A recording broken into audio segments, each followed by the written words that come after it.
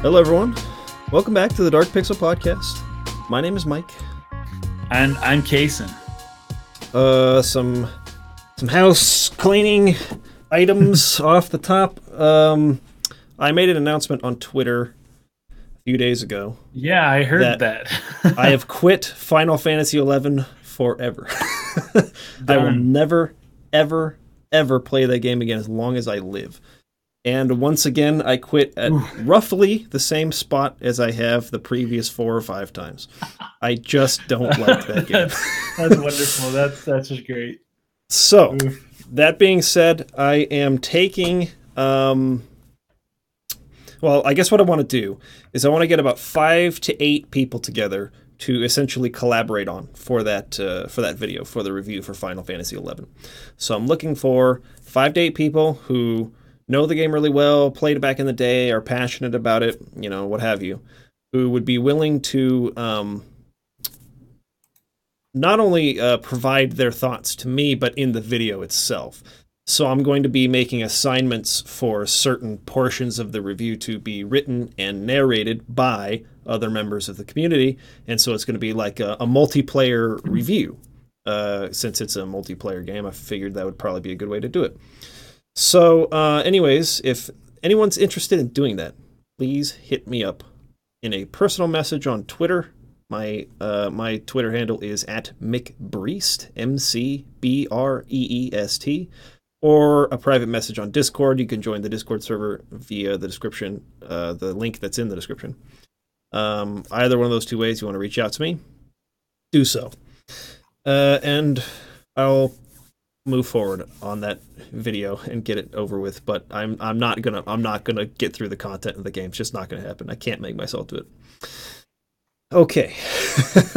All right. Sergio Martinez, we talking about Final Fantasy XI there. I've quit Final Fantasy XI forever. Okay. So you call it retiring. I'm retiring from Final Fantasy XI. My career was short-lived each time I tried to revive it. I just don't like it. I don't like it. I don't like it at all. Okay, this week we are basically only taking suggestions from the audience in terms of topics. The first one comes from Nick of the Dudes with a Z. Nick of the Dudes. That's like Dragon Ball Fighters. Fighters. What is it? Dudes or is it Dude Z? I don't know. It could be Dude Z. Nick of the Dude Z. That's that didn't have a good ring to it. All right, the question is, my gaming friends and I recently had a discussion about what makes a game successful, and I would love to hear your and Kason's thoughts on the topic as well. When we were deep in the conversation, we agreed that Tetris and Minecraft, even though we don't frequently play those games, were the most successful games due to their accessibility of all ages, selling well, and addictive formula. What do you think is the measure of a game's success, and what other games do you think deserve recognition for being the most successful? Other games that were discussed by us that were in contention was the original Pokemon games and Doki Doki Literature Club, Pac-Man as well. Doki Doki's a funny inclusion there, but yeah. Okay, good question, Nick. I think that you hit it on the head with a lot of things that you said there. Accessibility. Addictive formula, and this comes down to ease of like entry, like the ability to sort of like get the basic mechanics down and learn how to play the game quickly so that it's not very complicated. But then very intuitive. The addictive formula, basically taking advantage of the pleasure and reward center of the brain. Yep, the repetition. Yeah. Yep, being able to the repetition, but then like, you know, feeling like you've achieved something, you've moved and progressed and advanced, and you're. It needs to be like just challenging enough to make you like focus on it, but then like that's the reward when you finish that level, when you progress, when you get to the next level. A lot of mobile games work this way. Candy Crush, or what is that game called? Candy Crush Saga? I think it's a carryover from arcades back in the 70s and 80s. Yes. And that's just because the idea was to get you to keep putting money in. That's how you know if you're addicted. You keep spending money. But that's essentially where most of the most successful, like most well-known and most like I guess mainstream video games I can think of come from is from that era, Yeah, like is Pac-Man arcades. and Super Mario Brothers and Tetris and games like that. Yeah. Uh, he brings up Minecraft as a recent example, um, I which think it's a good example, actually. I agree. Like I only got Yeah. into Minecraft for a very short time, Yeah, I didn't play much and either. I Yeah. I do remember though that I was playing the game and I was like building this castle and I was just like working on it for like days. I was Like like, ooh, so I'm gonna meticulous. create a room in here and like this is gonna be done like this and I Oh like yeah. just like kept adding to it and I was like mining all the materials and I kept building this thing and it was immaculate. It was huge, right? I mean, and people have built some freaking crazy things in Minecraft. I saw Oh someone who yeah. bought like or who had built like a two scale replica of the USS Enterprise D, I think it is. Uh, That's freaking like mad. freaking unbelievable, right? Yeah. So, anyways, I was building this castle, and like as I was like putting some finishing touches on it, I like stood back and I was like, literally, no one on Earth will ever freaking care about the work I put into this.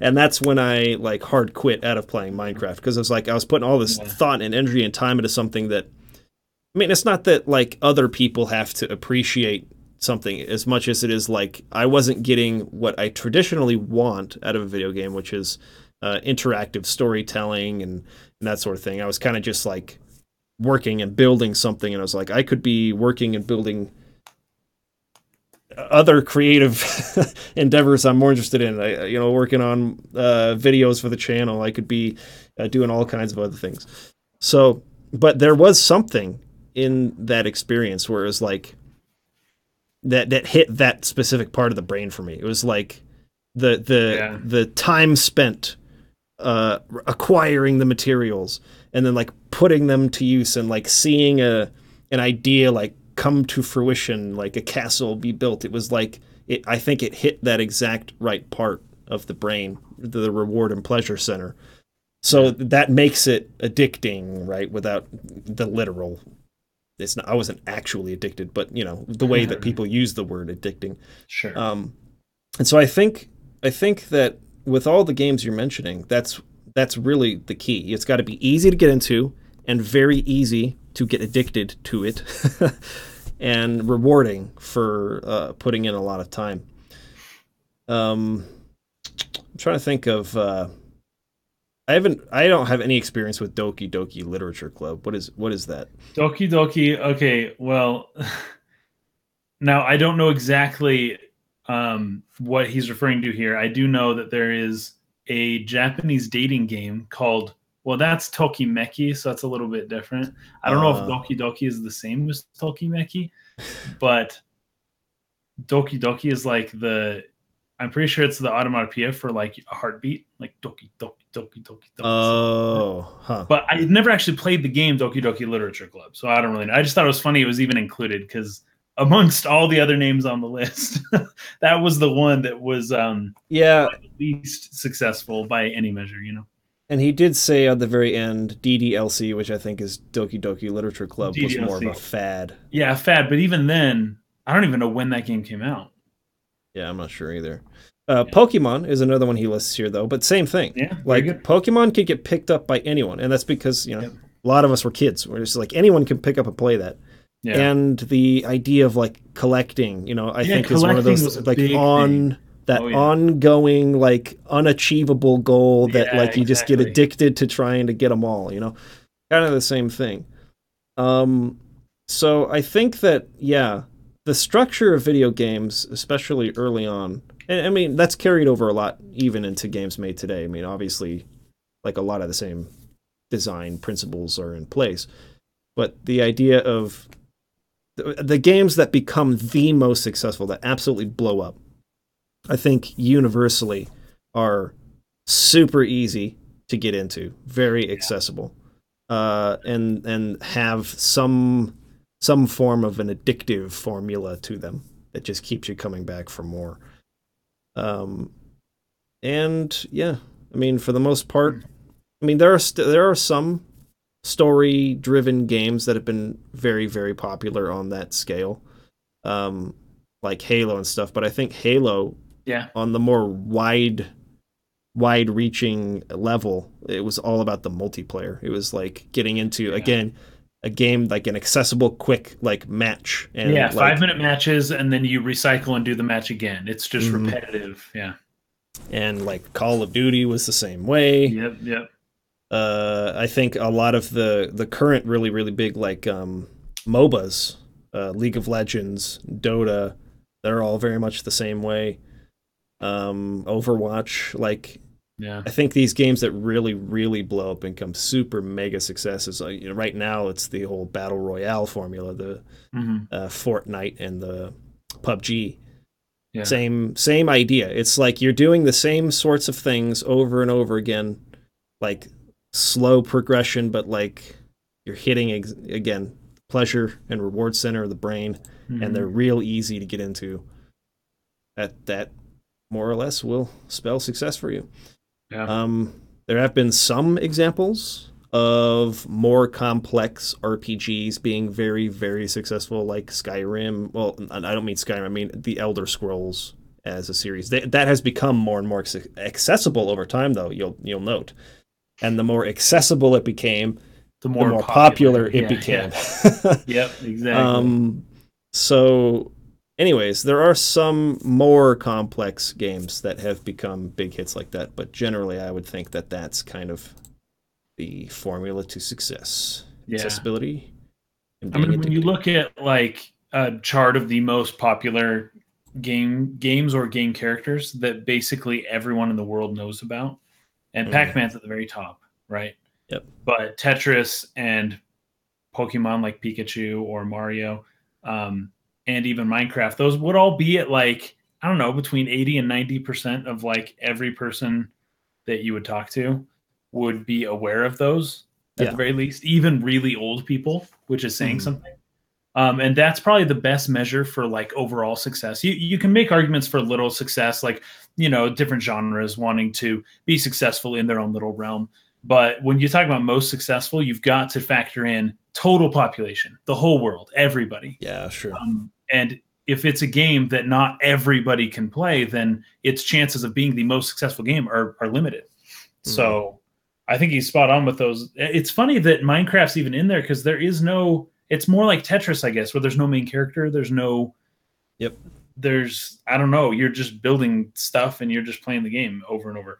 And it's funny because Minecraft might be the most successful game of the past decade, right? It might Mm, be the most, in terms of the measurements here, most successful. You could maybe make an argument for Call of Duty, but I think Minecraft would probably be it. And it's funny because a lot of people just don't really like it that much, but you can't argue with that. Like the yeah. company is worth billions of dollars now, and they basically only made that one game. Yep. Freaking insane. We got people mentioning Mario Kart. It's another great example. I remember when the Wii came out and like Sure, Mario Kart. Wii Sports bowling, like literally everyone was doing Yeah, that. Grandmas and young kids yeah, and yeah, middle-aged people and yeah. teenagers, like everyone was doing it. So accessibility is a huge part of it. So it Christian says, Lopez, go ahead. yeah, simplicity. Does simplicity equal accessibility? Not always, but that's probably a good start. Like that's a pretty good, Baseline. equivalent. Yeah. Yeah. But I would say you can get people to do more complex things, looking at Minecraft specifically, based on simple ideas of essentially how the world works in general. If you know how the world works, then you can probably recreate some basic form of it within Minecraft. But I wouldn't say that Minecraft is necessarily like super simple, Yeah. or even I don't know. Maybe it is. Maybe it is more I simple think than I'm thinking. on a mechanics level it is. So like actually getting your hands on a controller And or a moving around keyboard the and mouse and world. moving around and doing things is Yeah, simple. But sure. Could it's probably be when done you on an Atari stick. it's when you then take that and like apply something complex like building the Starship Enterprise within those mechanics. It's like you can take that almost as far as you want it to go. Yeah. And And so that I think is another reason why Minecraft was so successful is because despite it being on the surface level very basic or very simple, Mm. like you could do some crazy stuff Yeah, in there. there's ridiculous depth to Minecraft, which is like Mm. it's just stupid. It's just so unexpected, especially with parents who have kids that play Minecraft, and it's like you can just think they're doing nothing, but it's kind of like Kerbal Space Program. It's like you can actually do some pretty amazing stuff. Yeah. Well, I think of even Breath of the Wild a little bit Oh, when we sure. talk about this because it's Mhm. like they give you those very like few basic abilities, Yeah, yeah. but what can be accomplished with them is still being discovered to this I day. know it's Like freaking people ridiculous. still just doing like whack crazy stuff that you never would have thought of, Yeah. but it's with very simple tools. And so I think games that can hit on that aspect where it's like they give you a very accessible baseline, a very simple set of tools to work with, but you can be creative in how you apply them. There's a lot of room to, I don't know, I guess just like experiment. Often those kinds of games are going to hit it really well, and you're going to have all kinds of people trying to figure out new ways to interact with the game, like sharing that. And the more you share, the more people are hearing about it. You know, the wider it spreads, word of Yeah. mouth, that sort of thing. Um, Yeah. so yeah, I think that that is another measure of some of the most successful games out there. Yeah. And it's funny, I'd have to say that if this is the measure we're using for success, then Nintendo is the most successful game company in the world, right? I Mm-hmm. would say even by different measures, that's probably true. But when you look at the reason a lot of people don't like Nintendo is because of the accessibility of all of their games. They're so simple that it's hard to like feel special about liking a game because literally everyone in the world plays it and Yeah. likes it, even your grandma. And that's, that's difficult on some people, I suppose. But it's funny that when you look at it that way, as much as people love to hate Nintendo for basically this reason, it's the same reason that makes them so successful. So they're not going to change. You've got to Mm. have games that have mass appeal for people ages 5 to 70 to play them. And most companies don't even try to do that. Mm. But Nintendo's kind of the only one that does. And because of that, they are like far and away the most successful. Yep. Yep. Well, Nick, I would think that we're on the same page with you and your buddies who were talking about this. We agree with you, man. I think you're right about that. I don't know Accessibility what else I'd put in there, but and an addictive formula. yeah. And the ability to be creative with limited, not limited, but simple tools. Those three things, you're going to have a freaking huge success on your hands, most Oh, yeah. likely. Okay, let's move on to Xylon73. Asks this question. Playing through Octopath and its method of story delivery has got me thinking about how some games tell their stories. Some have a more linear and plot-focused story, with the focus more on what's happening around the characters, while other games, and my personal preference, put a much larger focus on character interaction and generally have those interactions drive the plot. Examples include the Tales series, Blade, Trails in the Sky, maybe even some of the later FFs like 10 and 13. My questions are, which ones do you guys like to see? Which ones are easily or more successful to execute? And are there ways to deliver stories that you prefer more? Thanks as always. So, question is based around character-driven plots Yeah. and well, character-driven stories and plot-driven stories, one or the other. So I see this as more of a spectrum and not so much as a dichotomy. It's really easy to say, oh, do you prefer plot-driven stories or character-driven stories, as if you can only have one or the other. But Right. for the most part, it's more like you're somewhere in between where the focus leans a little more that way or a little more Exactly. that way. Because Yeah. no story is really only character driven. Like there Yeah. is still linear event driven plot points that are Sure. happening. It's Sure. just the connection is more to the characters than to the events, which is, But yeah, I agree. It's like a tilt. It's not like an all or nothing. Yeah, all or nothing thing. Yeah. I mean, I think generally I would say, like, my own personal philosophy on this is that um, people relate to other people, you know. Right. So like Yeah. generally stories tend to be more have more lasting impact for me when I can like relate to a person who's going through something and I can like imagine what it would feel like to be in that scenario. And you know, I can understand a person's reasons for doing what they do and learning something about human nature. Generally speaking, I find that it's a lot easier to get people to connect with a story when the people involved are relatable, when you can Yeah. put yourself in their shoes and feel what they're feeling. That being said, that's not always the case. There are some plots that are just so fascinating, that have such an interesting idea at the center of it, that it's more like, I've got to find out uh, what is going on here. Like mystery, crime dramas, that sort of thing. They tend to be Sure. a little more on the plot driven side. They lean that way. It's all about like figuring out the mystery of what Yeah. happened. And It's those can event be, driven. Yeah. yeah, those can be extremely effective. There's a lot of science fiction that you know that I've read, stuff from Isaac Asimov, where it's like iRobot, for instance, is just a Yeah. collection of short stories that Yeah. all have just like this fascinating idea that it's kind of like, you know, exploring or asking a question about, and like the characters could be swapped out for anybody. Like, you know, they have a name, they have, you know, witty commentary, and like, you know, they're cool characters or whatever, but like the story that's being told is not about them. It's about like an event, and all of these events together sort of like explore a theme or idea, and the people who are involved in them are not really the focus. And like, I love that freaking book. I think it's amazing. So you can execute either way really, really well. But generally speaking, I mean, just overall, I generally find more emotional attachment, and you know, when you get emotionally involved in something, I think it lasts with you longer. You remember it better, Hmm. versus something that's just like more strictly intellectually stimulating. Yeah. When you have a feeling attached to it, it stays with you longer. And so stories that put a lot of emphasis on the characters and make them multi-dimensional and rounded, and you know, make you feel something for them.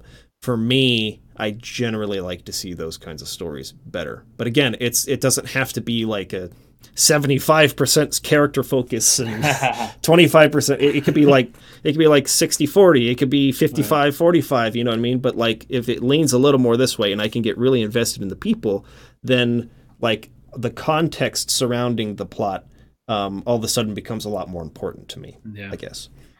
You know, something that's funny is most horror films that are good horror films, they kind of have to be character driven Mm-hmm. because you can have scary things happening, but most of the stuff that makes it scary is who are these scary things happening to, right?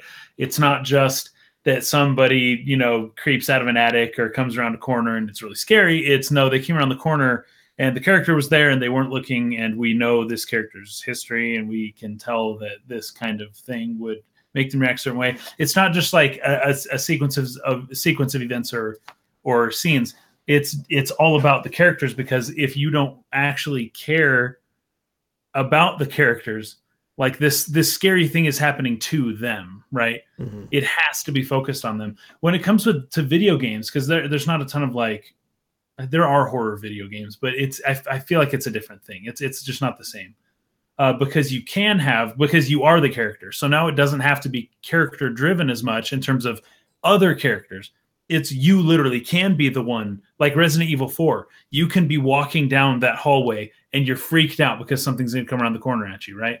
And so I wouldn't necessarily consider that character driven. I don't know if you Mm-hmm. would, but that's essentially kind of how it is. So video games are a little bit unique in this, but I do prefer, generally speaking, more character driven stuff. Um, but you talk about Tales, Xenoblade, and Trails in the Sky, and even the later Final Fantasies like 10 and 13. I would say most Final Fantasy games and most video games are just plot driven, because the driving elements of the video game are, I don't know, it's almost always plot driven. It's very rare to find stuff that is necessarily like character driven, just because of the nature of how video games are, and how you go to levels and you go to different places, and it's all about what you do, and it's all about what is done to you by maybe the antagonist or whatever. And it's a lot less about your interactions with the other people around you. Now that's still in it, like Mike's saying, 60-40 or whatever, whatever the rule is. But most video games are actually like very much so plot driven. If you had to like measure how many hours you spend in character interaction with other people, that's maybe like 2 hours, and then the other 50 hours is you trying to do whatever you can to further the plot in terms of the mechanics that are already set in place and the events that then happen, right? And so it's pretty heavily plot driven. But I really want more character driven stuff within video games, because like in movies, I can identify so heavily with a lot of the characters. And I know you've talked in the past, Mike, about The Witcher and The Last of Us being like some of the best like story video games. And I think that that's a big part of it. They're able to incorporate a more character driven plot than than like 99% of games are capable of doing. And I think the more in that direction we go, the more that we can actually identify with tons of characters, and not just for brief scenes. Like a lot of the Final Fantasies have really, really touching moments and scenes. With like Aerith and Final Fantasy VII, there's probably 4 or 5 moments that are really like that make you connect with Aerith as a character, right? But that's not that much when you think about it in terms of a 60-hour video game. You would expect a lot more character interaction there. So yeah, it's a matter. I mean, this is probably a little basic in terms of a way to describe it, but internal conflict versus external conflict generally is kind of where the spectrum lies as well.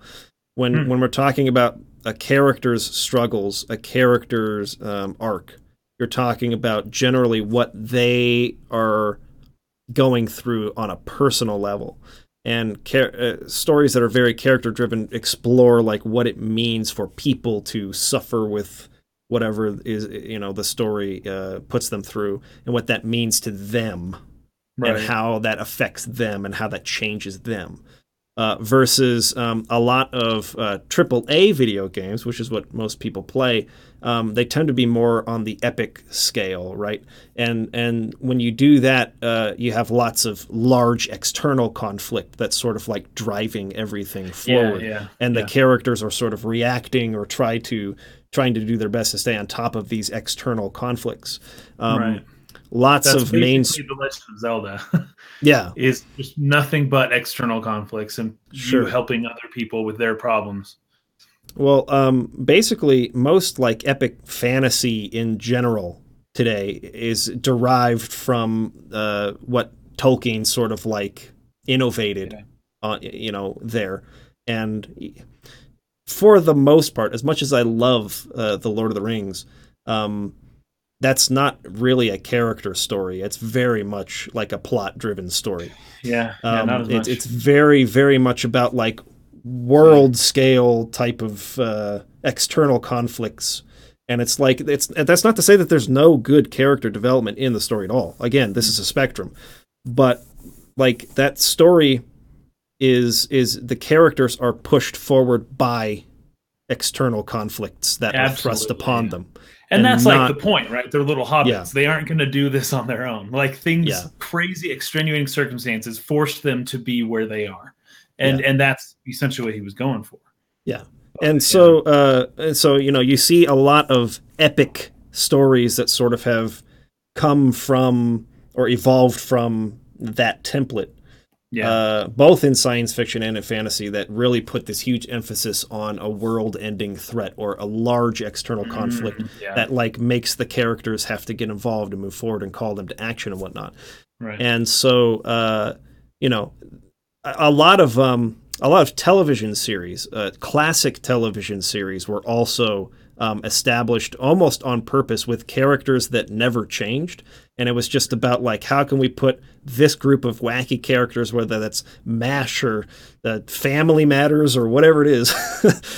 Here's a new situation for all of these people who we all know their archetypes to just like see how they'll react. And the comedy sort of like evolves from there. Television Office, today, it's funny. Yeah. None of those characters changed throughout 9 seasons. Incredible. But like television series today are moving a lot more towards like seasonal arcs and character arcs that span multiple seasons even. I think Netflix has helped that a lot because people binge watch now. It used to be that you would watch a TV show and the creators had no idea whether you'd seen the show before it or not. They had no idea. Like, they needed to make each episode self-contained with its own little arc and its own self-contained story. But now that binge watching's a thing, they are pretty dang sure that you will have watched all the episodes up to this point now, so they know they can actually make changes. Yeah. I've been, I think I mentioned this last week or a couple weeks ago. I've been going through the entire Star Trek pantheon. Oh, yeah. From beginning to end. And it's amazing to me how this is true of even how the shows were made. Like Star Trek 1967 was very much every single episode is a completely different scenario.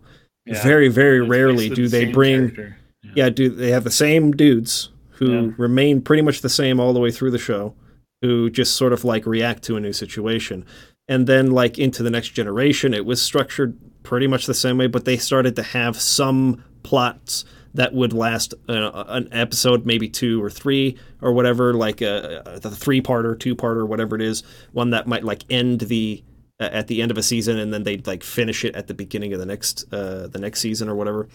But with Enterprise, which is the one that was on television in the early 2000s, they started to like the entire 3rd season is like an entire storyline all the way beginning to end, every single episode, like all leading up to kind of one goal. And the 4th season has like the first like 10 episodes, they're all like a 2-parter, a 3-parter, a 4-parter, like they're all about like these longer stories that like are seeing the characters change, like T'Pol, the Vulcan character, the way that she evolves from the beginning of the 1st season to 4th season is it's like freaking crazy how different that character is from the beginning to the end of that show. So I think television is trying to sort of like move more into really exploring character arcs in a lot more detail, but that's not how it used to be like with traditional television shows. So I don't know. There's not really like a right or wrong way. I think that like Christopher Nolan is one of my favorite filmmakers, but he's very much the plot side of things. He's not character focused, that's for sure. He's not a character writer. And it shows when he tries to force it a little more than I think he needs to. I think that was the one problem I had with Interstellar, was that they just focused a little too much on the family back at home and not enough on this freaking sick black hole. This crazy thing like, that's what I want to watch, man. I want to see the freaking black hole. So anyways, I don't know if I answered the question, which was, what do you think is, oh no, wait a minute, that's the wrong one. Which one do you guys like to see? Which ones are easily or more successful to execute? I like to see character-driven stuff. Same here. I prefer that for the most part. In terms of execution, I think they'd both be equally difficult. Like, executing on any kind of story is a lot. There's a lot that goes into it. So whether you're going to focus more on an idea and a plot, or whether you're going to focus more on like how people, you're going to have to do pretty much equal amounts of research to make one or the other interesting.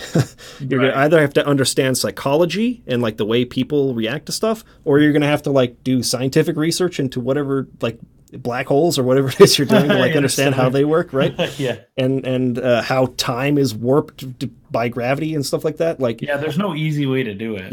It's funny because you mentioned Tolkien before, and it's like, Tolkien's story is very plot driven. It's not super character driven. There's a little bit of that, but not as much. that's partly because he created this freaking mass, and then he put these tiny little hobbits into it, right? Yeah. And all of a sudden they're just being pushed every which way by the forces that be around them. And it makes sense that that story has to be plot driven. These guys aren't in control of their own destiny almost at all. And then, but so the work that it took for him to create such a driving plot driven thing was insane. But then you have like Harry Potter, which is super not necessarily plot driven. It's way more character driven. I mean, 90% of the books are just them talking and interacting at school. They're not even doing anything. They're just at school, and they're just, oh, did you go to this class, and talking about stuff, and every now and then some plot elements sneak in there. But for the most part, you're just witnessing character interactions. But the amount of research that it took her to be able to create that believability there, and to be able to craft characters that are round and believable, yet also have their own flaws and weaknesses and stuff, but they're good characters that everyone likes. That's not easy. So I like what you're saying there. Like, basically it's really hard no matter which way you go. Storytelling hard. is not easy. It's not an easy thing. There's a lot that goes into it. Yeah. Saw a question here from Zero Dine. So plot driven is also when the antagonist drives the plot?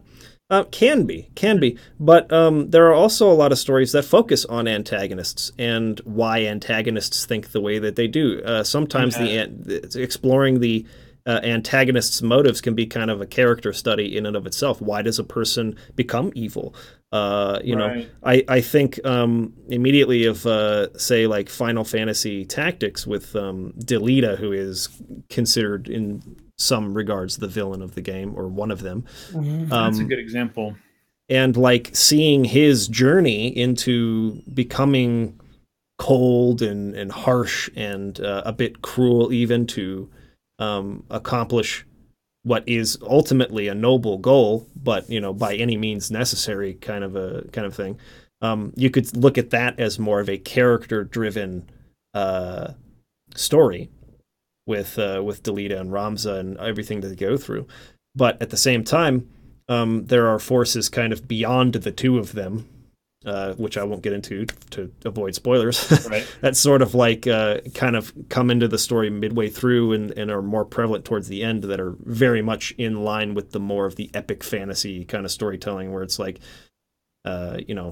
these events are sort of like pushing the characters forward, and it becomes more of a plot driven thing. Yeah.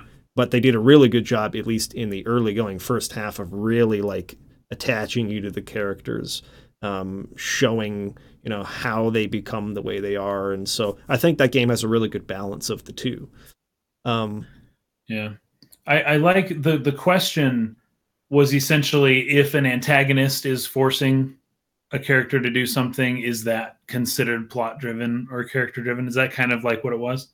Say it again. I didn't hear. I mean, if it's defined by the villain, if it's plot driven or character driven, I think is what Zero Dine was asking. But, okay, yeah, go ahead. But that was a recent comment he just put down. But I think it all depends on the relationship that the character has to the antagonist. Sure. So in the case of The Lord of the Rings, Frodo, Aragorn, even Gandalf, there is no actual relationship that we know of to Sauron. Yeah. He is essentially a force of nature. He is the antagonist, but things are being pushed and put together and forced upon our characters by someone to whom they have no relationship. That's plot driven. However, in the case of what you mentioned, Final Fantasy Tactics, there is like knowledge of these characters, or with like Final Fantasy 7. That's a kind of a bad example. In some ways, but I see where you're going with that, though. Some examples of where you know who the antagonist is, and there is a relationship between the two characters. Yeah. Like the movie, I don't know if you guys saw this movie with Christian Bale. It's called Equilibrium.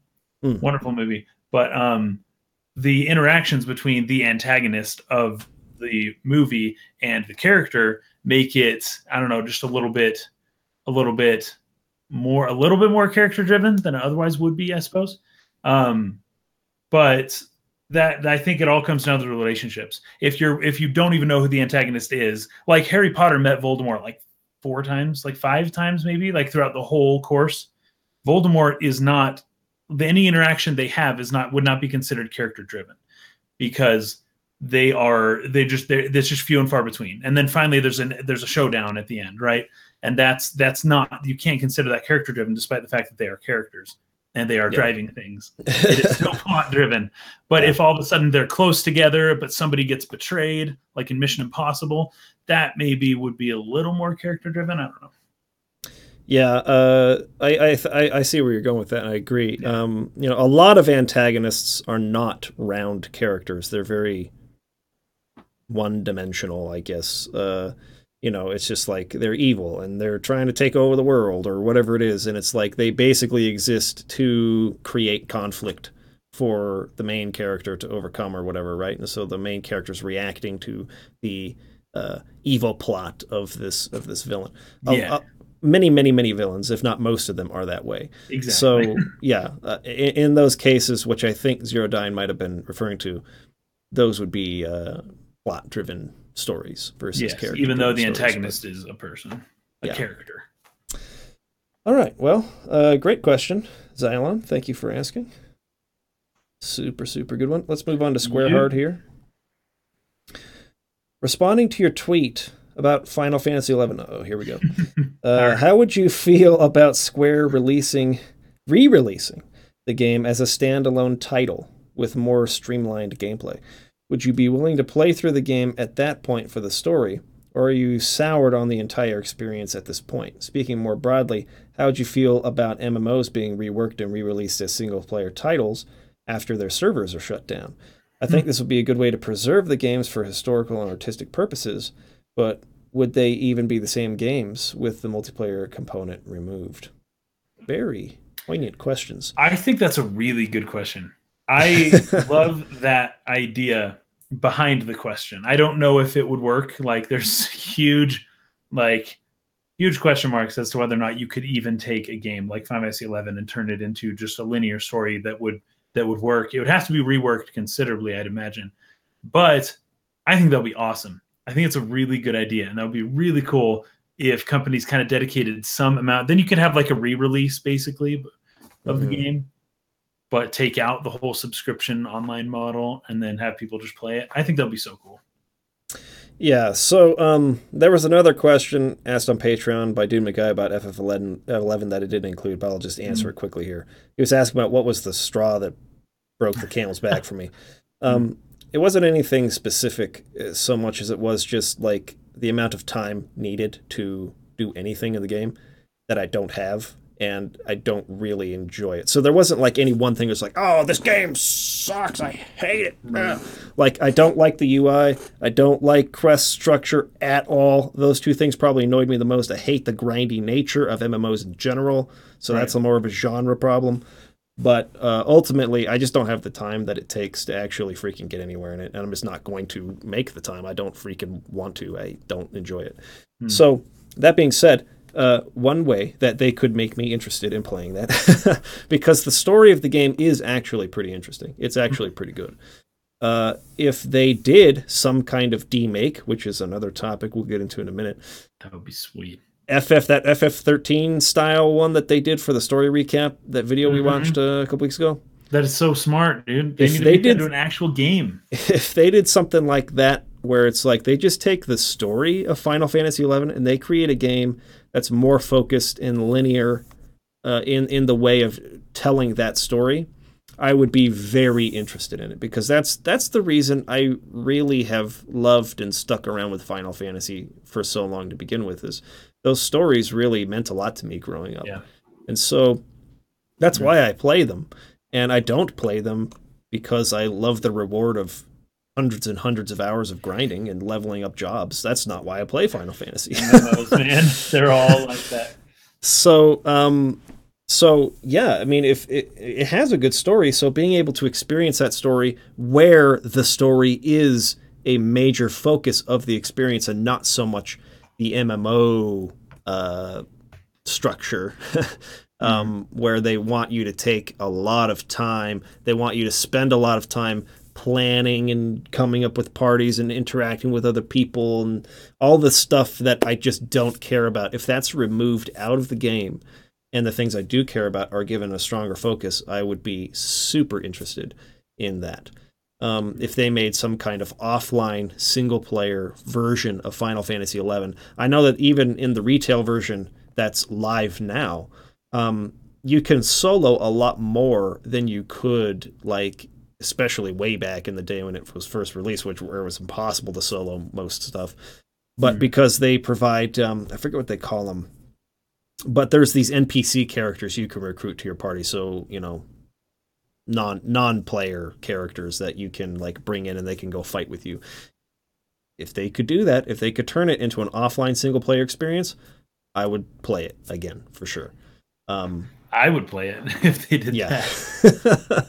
There's the whole MMOs are intimidating to people who aren't in that culture. Like, there's thousands of people playing on your server at any given point, and it's like you're all the hero of the story. Like, come on, there should only be one hero of the story. And that's the other tough part is, like, the story, from what I've read of it, because obviously I haven't played the whole, even any one of the expansions or anything from beginning to end. So, like, this, from what I've heard, it's a pretty interesting story, but anytime I'm in a cutscene, I'm usually got headphones on and I'm talking with a buddy who's playing through the game with me, and the dude is speaking in my ear while I'm trying to, like, watch this scene, and it's very distracting. And then, like, I'm running around, you have, like, dude McButts over here, like, running around, like, trying to talk to me and be like, hey, you guys need this? Or you're trying to do this quest, and you go around and somebody's like, oh, I did that quest. Then why am I doing it? Like, it's already been done. Why do I have to do the same quest you just did? You did it. The MMO structure is very unimmersive, if that's a word for me. Like, it breaks immersion so fast because you have dudes running around talking in your ear in contemporary language that is so outside of, like, what people in the world would act like, and their names are crazy because they're using usernames to make you laugh and stuff like that. So there's just a lot about MMOs I can't personally get into because, one, I've never and will never enjoy the reward that a lot of people get from doing something that's a total pain for a super long time, and then you get the thing. Like, a lot of people actually like that MMOs are a pain in the butt to play and that take a very long time. And it's just like, oh, this is so annoying because when you go through it, the reward's like, yes, it's like a huge relief and very satisfying. That's not satisfying in any way, shape, or form to me. Never has been, never will be. And so I can never like MMOs for that reason. So, that being said, yes, remove everything that makes it an MMO. Turn it into everything I like about single-player story-driven RPGs, and I guarantee you I will like that game.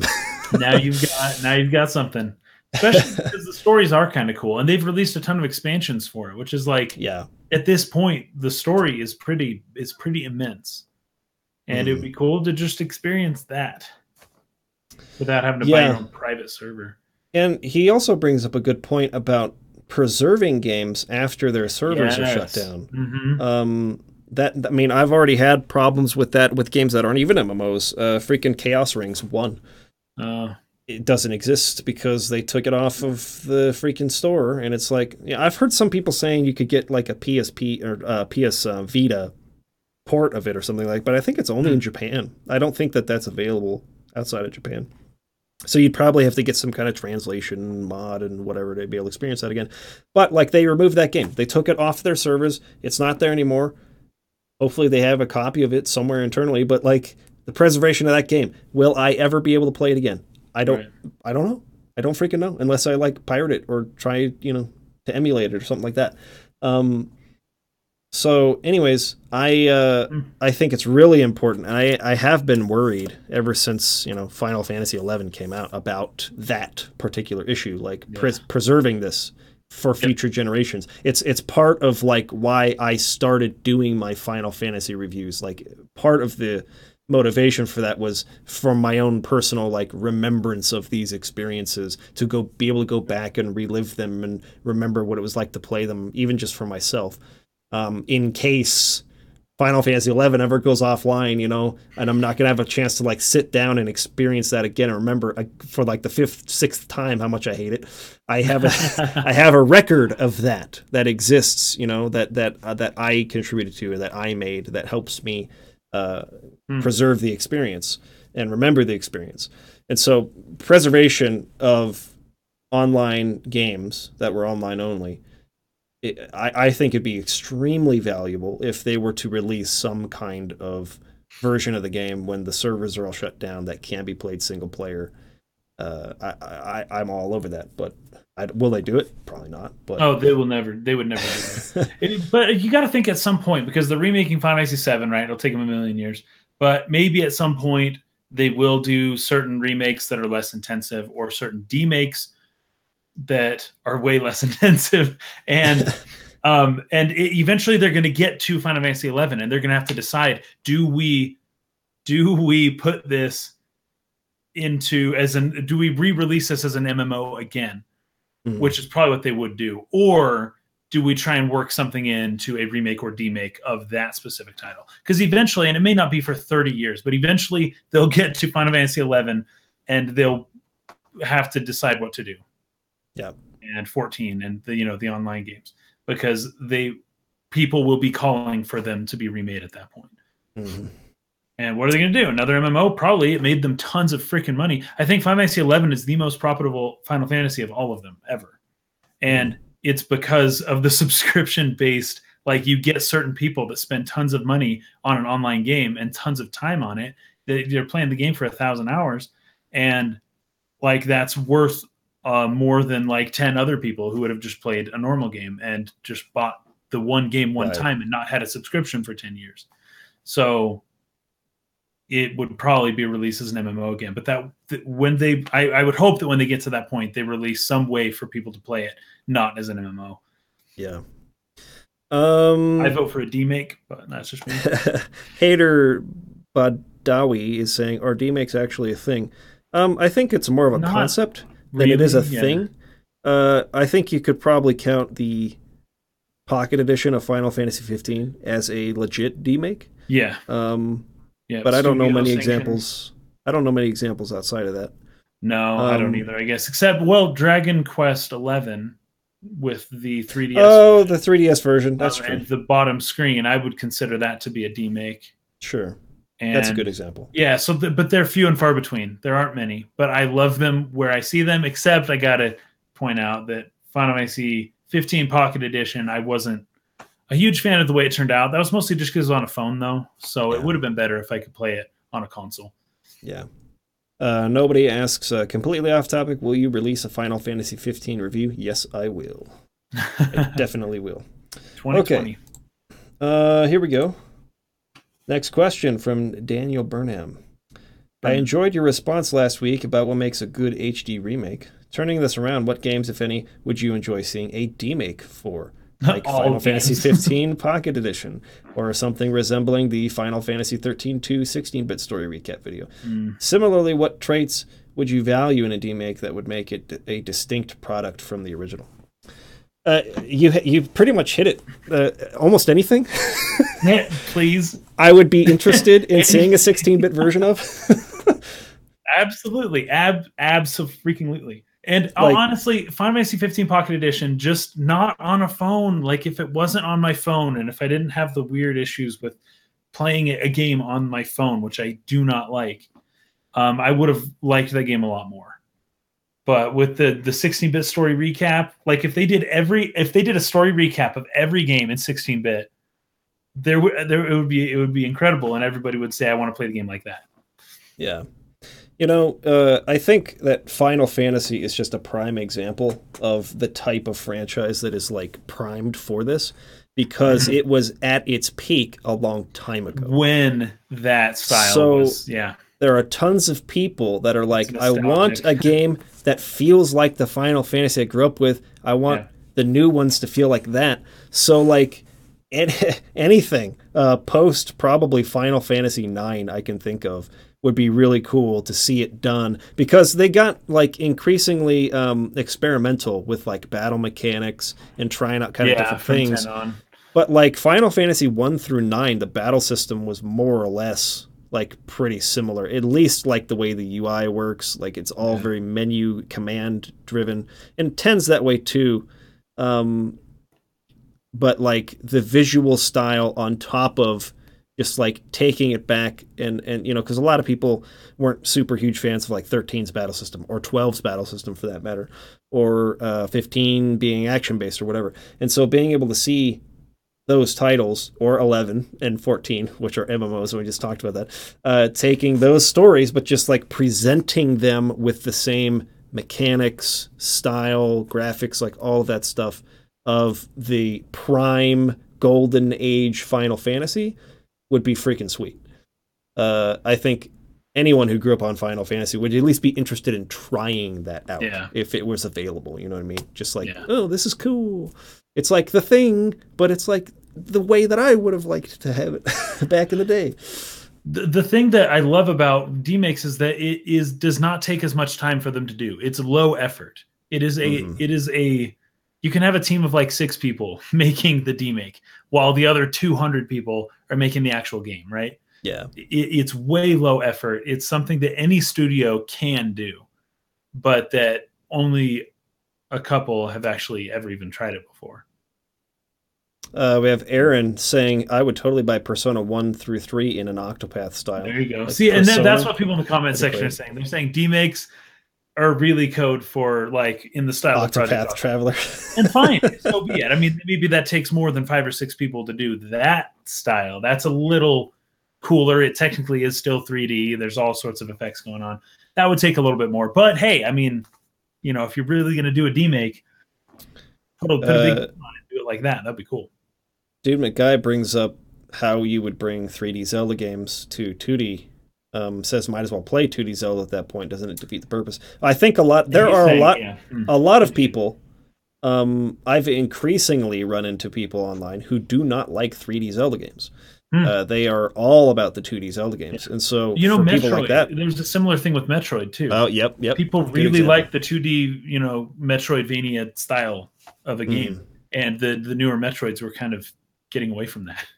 Yeah, imagine Metroid Prime, but like if it was done like Super Metroid or something. It would be a totally different game. Or vice versa, if freaking like Super Metroid was done as a first-person adventure game. You can't even imagine it. Like everybody would imagine something completely different. Because I don't know, it's side-scrolling. Like how do you break from that? Turning something like that 3D is crazy. Like I do see Dude McKay's point. Like it doesn't work for some genres. Like I see that, but they should still do it because it's so cool. Like even like Link to the Past was super good. Ocarina of Time would not fit perfectly into Link to the Past, the full game. However, just change the game then. Make it fit. Basically, make it be the way that Link to the Past kind of basically was. I feel like it can work. It just takes a little bit. I feel like 3D Zelda games, at least the N64 ones for sure, but I would say even like Wind Waker and stuff, like they still function very similarly to the 2D games. I think when we're talking about mechanics, we're talking about things like Z targeting, maybe. You can't have that. Aiming the bow and arrow for some of like the puzzles. Right.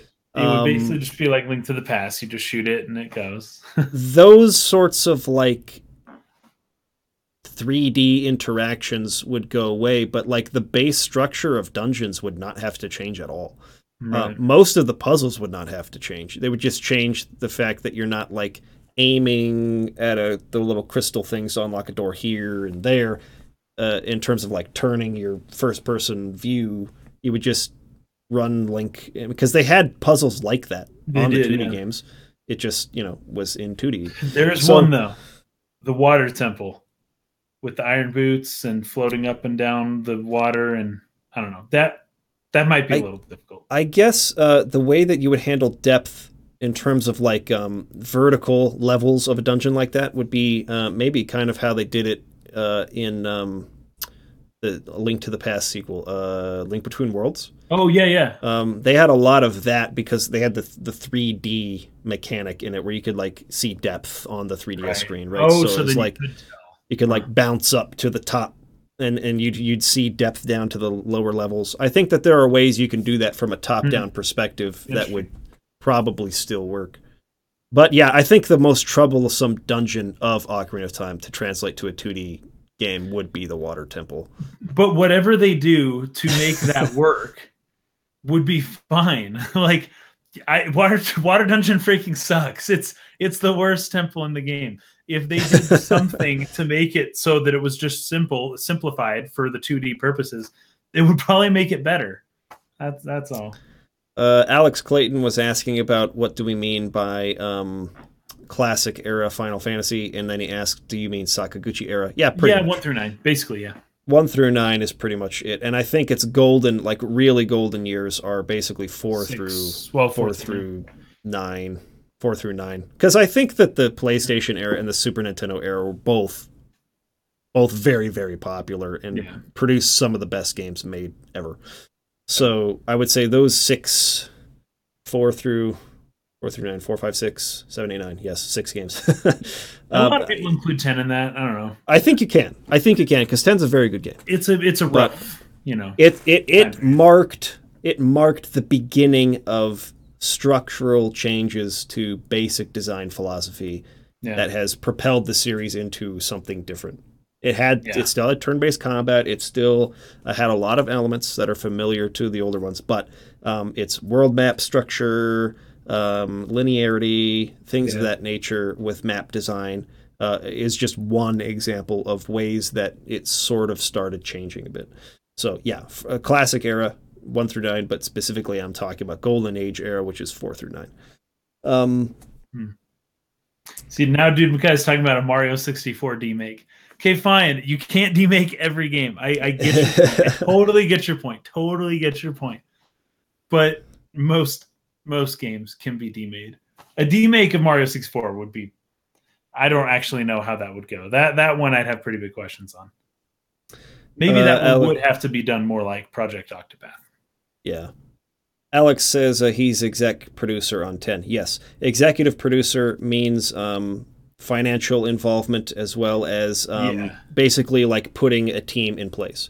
Right. But so he hired but he didn't have much creative control. No actual creative involvement. Final Fantasy IX was the last game he was creatively involved in, meaning he wrote the story and scenarios and gave direction about artistic parts of it. The executive producer is all about managing the financial end and putting the people in place who will run it, but you don't actually have much creative control yourself. And part of that was because he was directing Final Fantasy: The Spirits Within at that time. Yes. And so his creative efforts were all somewhere else. So for Final Fantasy X, he didn't have the resources, he didn't have the time to be creatively involved in the decisions of that project. Yeah. Okay, so yeah, any game that can be demade, I'd love to see it successfully. If it can be done in a way that's interesting, I'd love it. Okay, part of that was, what traits would you value in a demake that would make it distinct from the original? I kind of touched on that with, like, the more classic structure of Final Fantasy mechanics compared to the newer ones, which some people are not happy with. But for other games, it's like that's a very good question. I mean, I don't know, other than just like maybe simplifying games. Like there are some games that are maybe like a lot more complex in terms of like all the stuff that's going on in them, and it might be nice to just have like, because there are a lot of JRPGs, for instance, with battle systems that tried to like really like take it to the next level and just like iterate and change and evolve and add to, and they can kind of get kind of complicated with the amount of systems going on and all the stuff. And it might be nice to be like, can you just give me a freaking like classic SNES version of this that's just like basic level progression and stuff like that? I just want like something easy and accessible, but done in a style that that I grew up with, but like with this new story to it. So that could be one way. I think that maybe it would be make it distinct or different from its 3D counterpart. But other than that, I don't really have an answer to that. I don't know, because I mean, a lot of times like the games are really good, like freaking The Witcher 3, like it's great. Right. How would demaking that make it better? I don't know if it make it better, just make it more accessible, more simplistic. Demakes, the point isn't to make it better. Just to make it interesting to people who would have preferred games never change. Like for some for some people, it's like if you're old and you like black and white movies, well, you can just go to your TV and just turn on the tint or something. You can make any movie black and white if you try, right? And if you preferred black and white films, then there you go. Have at it. Every movie can be black and white if you want. But if you grew up playing video games a certain way and you want them to still be that way, there's nothing you can do. They have to remake the entire thing. Yep. Yeah, I don't know. It's a hard question to answer. I don't know if I can. It is. I don't know what it adds, but I would play more games. And maybe here's part of it. I would assume that the demakes would be cheaper.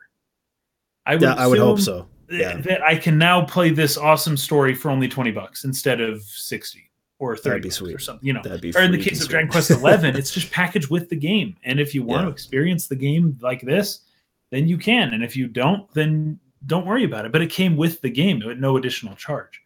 Mm-hmm. Like just the option would be so cool, because like there's a reason that Square Enix did the Final Fantasy 13 story recap video in 16-bit, right?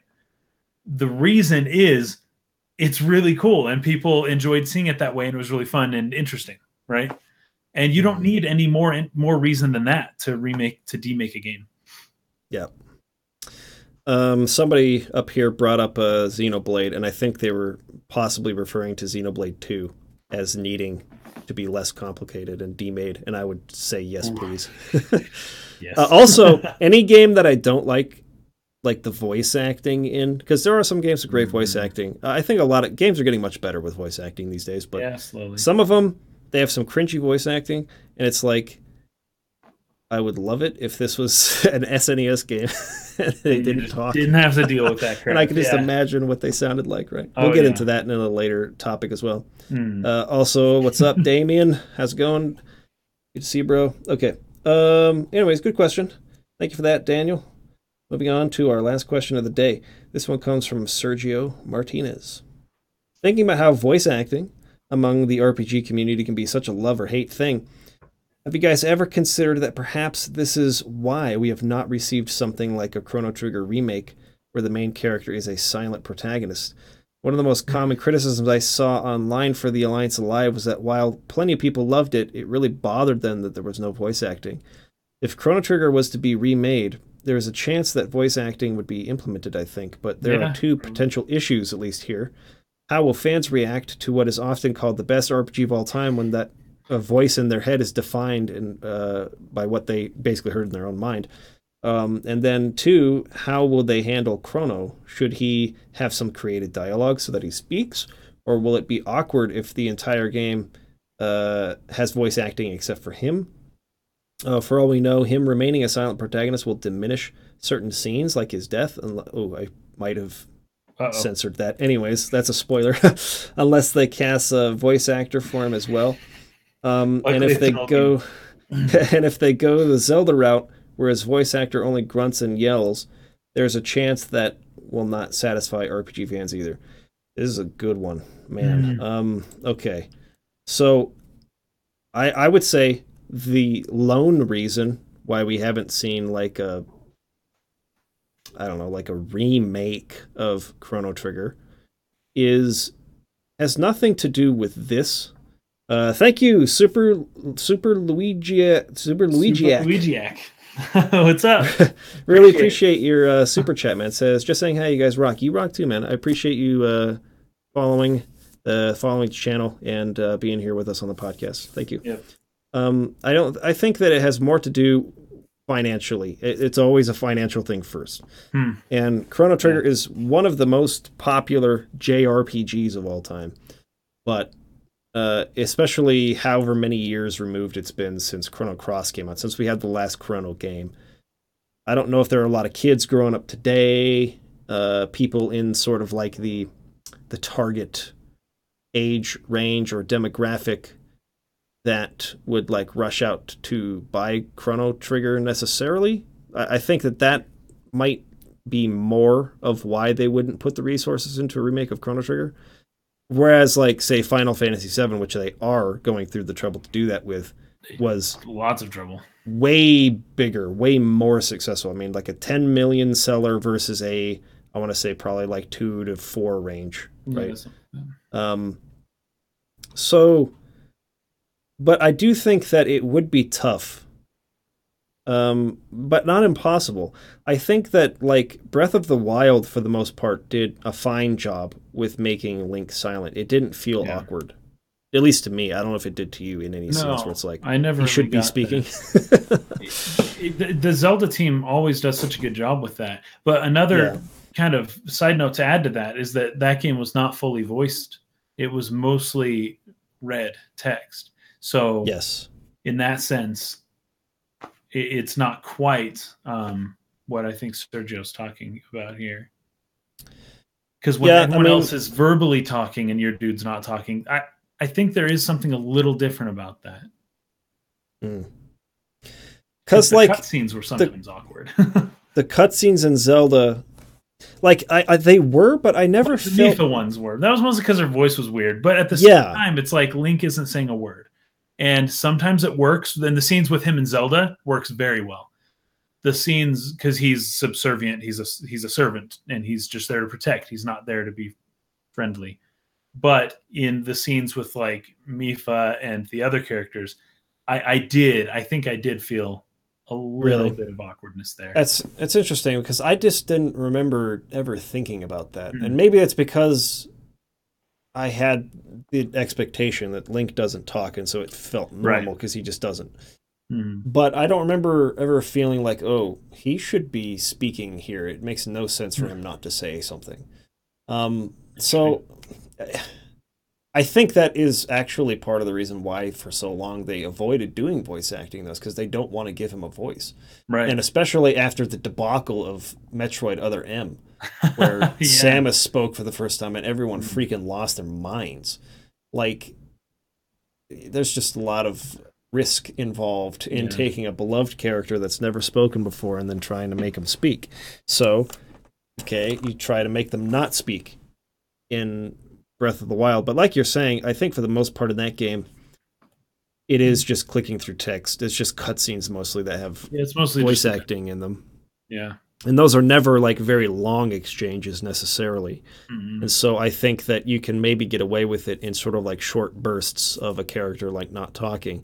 But one like super like lame, I think, maybe solution to this that I thought of is you just have lots of like choices that don't really like change anything, kind of like pop up. As weird as that is in a lot of RPGs where it's like they give you an option to do or say A or B, and it's like no matter what you say, the scene's going to basically play out the same way. Sometimes However, it's so fun, though. however, I do think it's a way to address like this idea. It's like Chrono can't talk, but if every time he should talk, they just pop up a little thing and give you like an A or B decision to say something, but it doesn't like necessarily change in any meaningful way. Maybe just the next line of dialogue the character speaks in response will be changed, but otherwise the scene plays out the same way.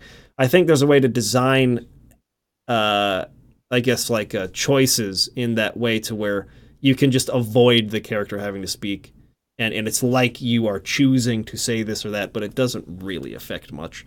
That might be the only answer I can think of if you wanted the game to be fully voice acted, but you didn't want Chrono to say anything at all. That's part of why I just don't like no voice acting. Like don't. But I wouldn't expect a massive remake like the Final Fantasy VII remake. If it's going to be that realistic, you probably do have to have voice acting because it would be awkward otherwise. But Yeah. if they did more like Project Octopath, we're going to be saying that for a long time now. If they did more like that, then it's excusable to not have dialogue or to not have spoken voice acting. And I don't think you'd necessarily need it. That's just me personally. It should be done more stylistically, but which would lend itself really well to Chrono Trigger's like art style, which is very much like Dragon Ball Z, right? But Yeah. Square Enix likes to lately, they like to make everything just super real looking. And yeah, that would be weird without dialogue. But if they stylize it more like Dragon Quest, then you don't need You don't need the dialogue or the. I keep saying dialogue. I mean voice acting. Yeah.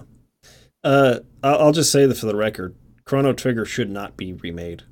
It was from a time period in which like they were still sort of trying to retain the role playing aspect in JRPGs that had established characters and had sort of like linear plots, and they were trying to retain aspects of the role playing, tabletop role playing that this genre came from. So renaming your characters, having like choices in scenes were sort of like their way of trying to maintain the idea of role playing while still not actually really letting you role play. Right. Yeah, which is And so it's like, what the first time I played Final Fantasy VII, for example, I renamed Cloud Mike, and I renamed the characters my friends' names and things like that. And that was a form of role playing in a limited way within a very established story. But it helped me sort of like connect myself to a character on some very basic level. And they were still trying to hold on to that. When voice acting came into RPGs, JRPGs, they stopped letting you rename your characters. Mm-hmm. They stopped, having kind of like those choices in a lot of ways, unless it was a silent protagonist, like in Xenoblade Chronicles X, for example. Right. But when people, and this was brought up by somebody here in the comments, like in I Am Setsuna, right? People don't like having choices given to them when the choice doesn't matter. It's like, oh, that's annoying. Just like play through the scene. Just let the character have a voice. I think that silent protagonists in structured linear stories that most JRPGs sort of like fall into, it's not necessarily compatible. It doesn't really work, especially now that they have voice acting. And they're not really role-playing games in that sense either. Anyways, so why pretend that they are? So Chrono Trigger came from a time where it was sort of trying to be this thing and this thing at the same time. But I think since voice acting has sort of like come into games, that it's sort of just eliminated any purpose in doing that. And so I don't think Chrono Trigger should be remade with voice acting and, in a more modern way. Like you're saying, if it's going to be done at all, it should be done like Octopath Traveler. Just make the graphics cool HD pixel art and make the game the same otherwise. Yeah. So, anyways, a realistic that's how I think would not work for Chrono Trigger. It just wouldn't. No.